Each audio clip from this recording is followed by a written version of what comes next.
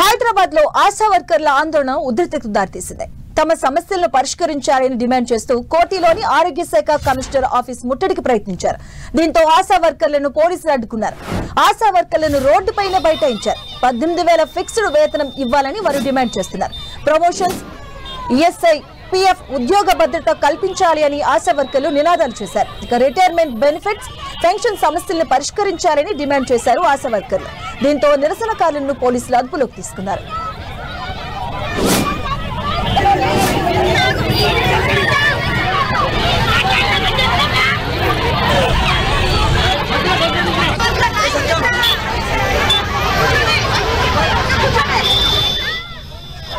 హైదరాబాద్ లో ఆశా వర్కర్ల ఆందోళన ఉధృతికి దారితీసింది. ఈ నేపథ్యంలో పోలీసులు రంగప్రవేశం చేసి వారిని అదుపులోకి తీసుకున్నారు.